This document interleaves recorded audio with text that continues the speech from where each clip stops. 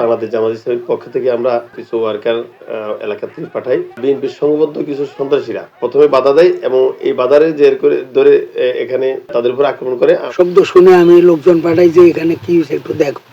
দেখলাম যে জামাত ইসলামের লোকজন সংঘবদ্ধ হয়ে আমাদের লোকজনের উপরে হামলা করে। অবশ্যই অবশ্যই তোমরা সন্ত্রাসীরা হামলা করে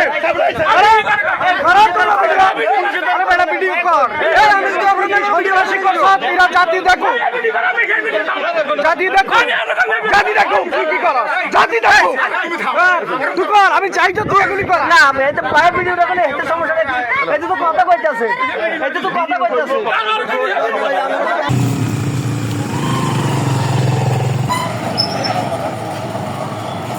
ভোরবেলা আমাদের ভাইরা ওয়ার্কারি করতে যায়। বাংলাদেশ জামাত ইসলামীর পক্ষ থেকে আমরা কিছু ওয়ার্কার এলাকা থেকে পাঠাই। সেখানে আমাদের ওয়ার্কারদেরকে বিএনপির সংঘবদ্ধ কিছু সন্ত্রাসীরা প্রথমে বাধা দেয় এবং এই বাধারে জের করে ধরে এখানে তাদের উপর আক্রমণ করে। আমরা আমাদের কর্মীদেরকে শান্ত থাকার কথা বলি এবং আমরা আইন শৃঙ্খলা বাহিনীর আমরা শরণাপন্ন হই। আমরা তাদেরকে ফোন করার পরে তারা এখানে ঘটনাস্থলে আসে এবং তারা পরিস্থিতি নিয়ন্ত্রণ করে। আমাদের বেশ কয়েকজন ইতিমধ্যে হসপিটাল রয়েছে। সকাল 7টার দিকে আমার তার পাশে একটা আছে মার্কেট, ওখানে যাই।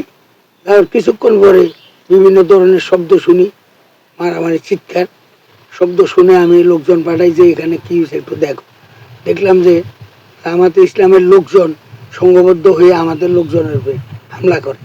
তখন আমি ঘটনাস্থলে যাই আমি উভয় পক্ষে সারাইয়া দিতেছিলাম। এই মুহূর্তে যারা সারাইতে গেছে তারাও অনেকেই মার খেয়েছে। থানা জানাইছি, উইন্ডেড যারা হয়েছে তাদেরকে হসপিটাল পাঠাইছি।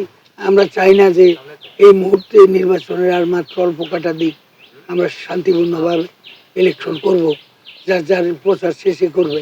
কিন্তু এরা যে এই ধরনের আচরণ করবে, আমরা অনাকাঙ্ক্ষিত এই আচরণকে আমরা অত্যন্ত দুঃখজনক এবং আমি এটা নিন্দা জানাই। আমাদের লোকজনকে বাড়ি বাড়ি যায় পিঠায়, হাট বাজারটা বন্ধ করে দিছে। আমাদের আহত আছে 2-3 জন আর হসপিটালে পাঠাইছি 2 জন।